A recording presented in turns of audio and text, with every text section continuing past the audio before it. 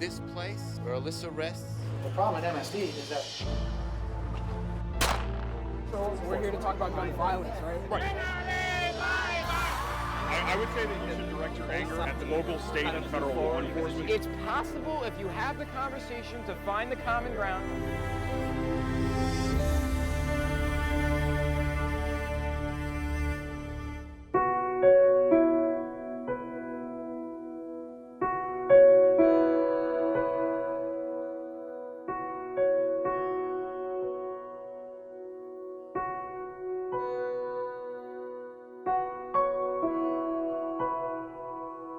Alyssa was the heartbeat of our family.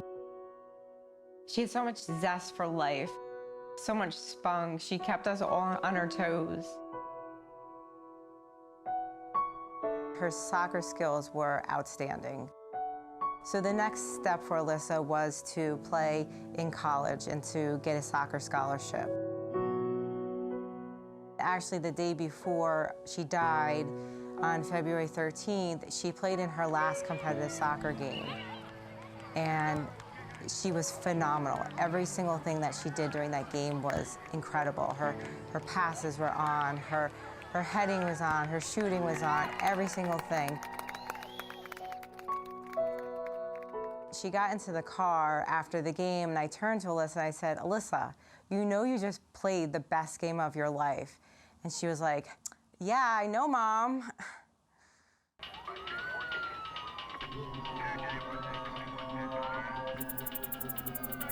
So what happened was I received a text message saying, "Shots fired at Stoneman Douglas High School, kids jumping and running towards Westglades Middle School." And the next second, I just had this overwhelmed feeling of loss that something happened to Alyssa. And I was running towards the high school, but there was yellow tape from tree to tree, and I couldn't go anywhere past that. I broke through the yellow tape, and I'm just wearing this thin little black tank top. And then I could literally feel him keeping up pace with me.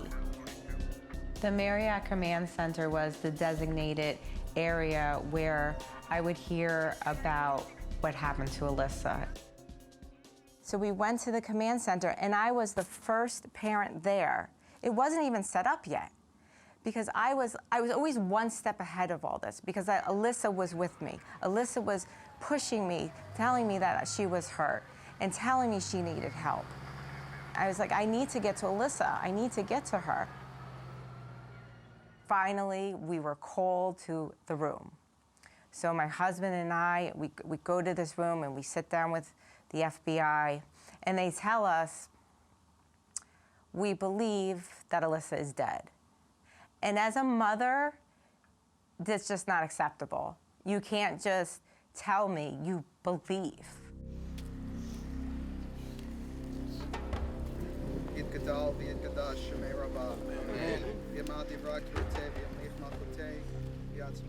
This place where Alyssa rests, that is now holy and will forever be a living monument, a signpost for all of us, to inspire all of us and direct our path forward. Alyssa, I'm so sorry. As your father, I could not have taken those bullets for you. When Ilan spoke at the memorial service, it was one of the most powerful words I'd ever heard. They had such an unbelievable love for their daughter, and their daughter for them.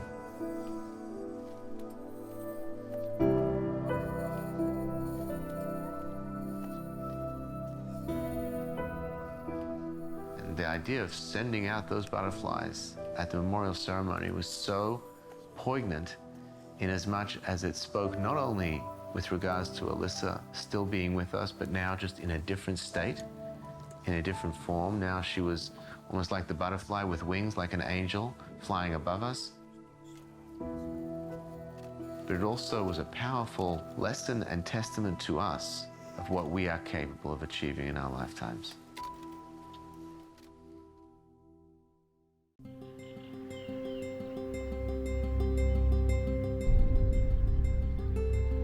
I got up really early in the morning and I drove to the Everglades, which is less than a minute from my house. I went there because I wanted to try to get a closer connection with God, to better understand why he took Alyssa.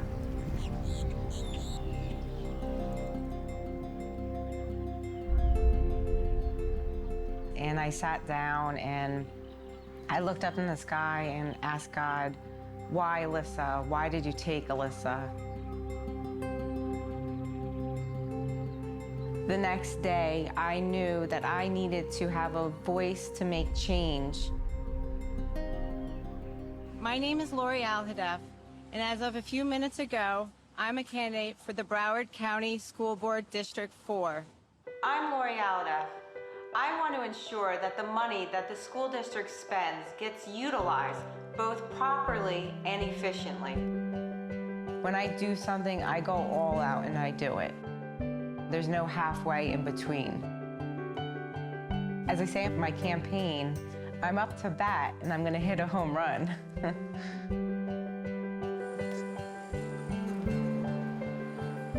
Good luck. Thank you. I just can't stop trying to make change, trying to positively affect the school safety in the schools. Thank you. Good to see you. There's just been a remarkable increase in what she's chosen to do. I mean, everything she's done is not by force. And we got another donation. And $100! It's a choice that she's made.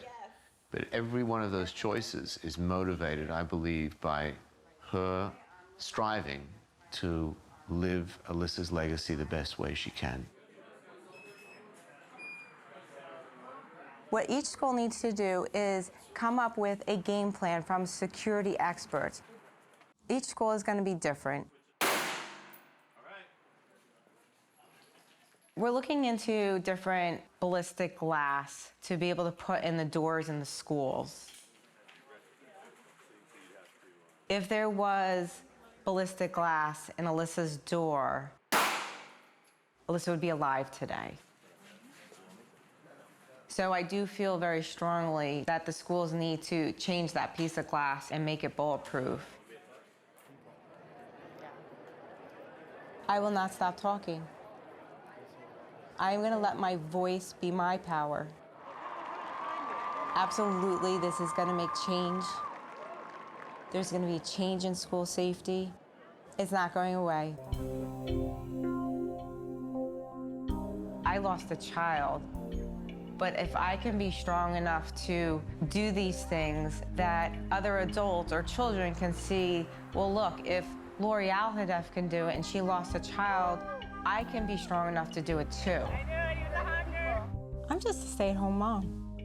I'm just one person. I do think one voice can make a difference. I think just stepping up to the plate, speaking out, and having that power of your voice can make changes. Two Parkland parents ran for school board. Lori Alhadeff, whose daughter Alyssa was killed in the massacre in Parkland, wins District 4 here and winning it pretty easily, 65% to 18% for her opponent. We did it!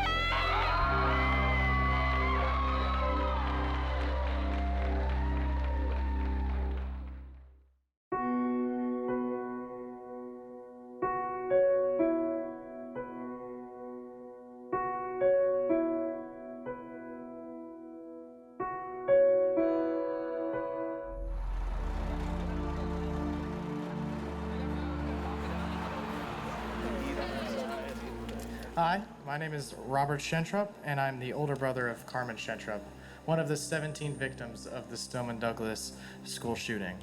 We need to show. I've realized that through the shooting, our family was destroyed, but it created a family of activism. My sister Evelyn and I were in Tallahassee as part of the Road to Change tour. Having Evelyn there by my side allowed us to really bond and connect. Are we going to start chants during the speeches? The rally? Yeah. Alex already called, Yes. This is what democracy looks Okay. like. And then they're gonna The people united. Carmen's death catapulted me to be an activist because I realized that What had happened to her was just so preventable. Being in Washington and being right in the heart of American politics and really getting involved in the nitty-gritty of how American government works is something that is really inspiring to me. Initially, after Carmen's death, my parents were extremely grief-stricken. They couldn't leave the house. Carmen was on a journey of discovery, running a race against time to see how much of the world she could discover. She couldn't have known how little time she had. Carmen was artistic and loved music. She enjoyed drawing, visiting art museums. She played piano, violin, guitar. We miss her music. As a woman of faith, I can say prayers have helped me find strength to get through each day and stand here before you. But as a mother who mourns the death of one child and fights to protect the future of her 2 other children, I can honestly say that prayers do not feel like enough. If every parent took just 5 minutes and forced themselves for 5 minutes to think what life would be like if their child was shot and killed, there would be no more debate in this country, because no parent could make it for 5 minutes. No parent would get that far. After about 2 weeks, they slowly started coming out of that shock and grief and kind of trying to figure out what's the next steps. 3 months after the shooting, my wife and I stood before the board to call out the district for its complete inaction with regard to investigating the tragedy at MSD. My dad has changed a lot, and he got involved in activism. After the shooting, he realized that he doesn't have the luxury of allowing things to be the way that they are. You have to be the person that leads the charge. In less than 1 month, over 3,000 students were returned to MSD. An MSD led by the same administration that failed Carmen and 33 others murdered or wounded. My mom was a principal at Pembroke Pines Elementary, which is in Broward County, for many years. And now she's taken on a new role as the director of school safety, because she's always been such a strong advocate for children, and she just wants to make sure that all the young people in the county stay and remain safe. Raising 3 children has really motivated her to try and provide the best learning environment she can for children. And so I'm excited to see her in this new role. Volunteers, visitors go to schools and they may notice something that is a safety concern. How do they report that and get action done immediately? Those are things that we need to look at. You know, part of what we're trying to do is bring the experts together, right? Bring everybody to talk and bring them to where we can find consensus and then make a difference. Tony Montalto has been very active in organizing all of the parents and family of the 17 victims of the Marjory Stoneman Douglas shooting. Not other than the social media stuff. We've met under the worst of circumstances. We're all damaged and grieving. Yet when we're together, we are able to find strength. It's the members of this group that understand the pain that each of us is going through. It's the most expensive club you'll ever join. The price of admission is exceedingly high. One guy with the AR-15 walked into school and instantly many people died, my daughter included.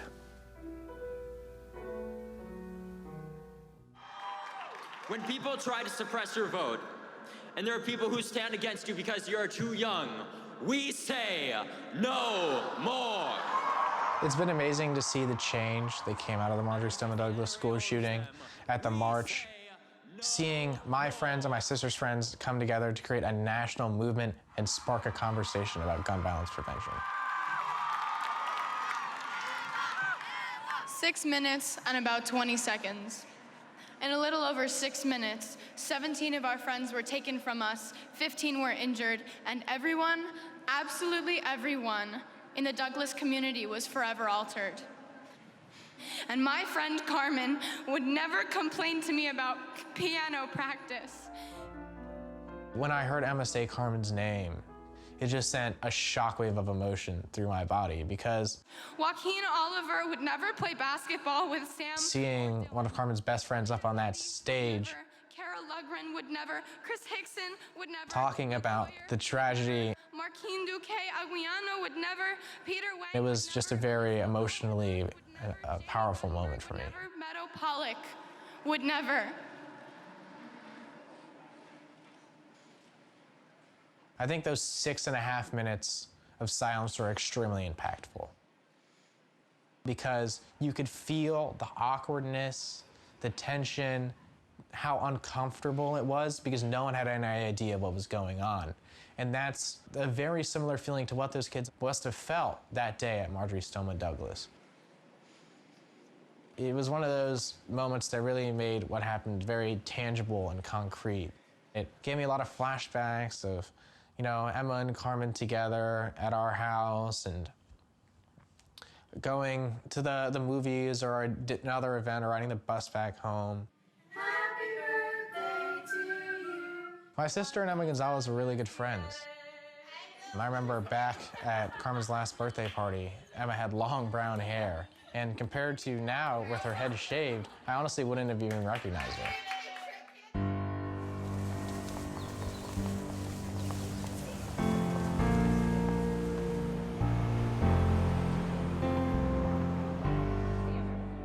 One thing that the shooting of Parkland and the death of Carmen taught me is that silver linings don't exist, that you need to create them yourself. One person can make a difference. Activism has taught me that you alone can do so many great things if you put your mind to it. We've come together under this tremendous tragedy and banded together in a fight for a better future.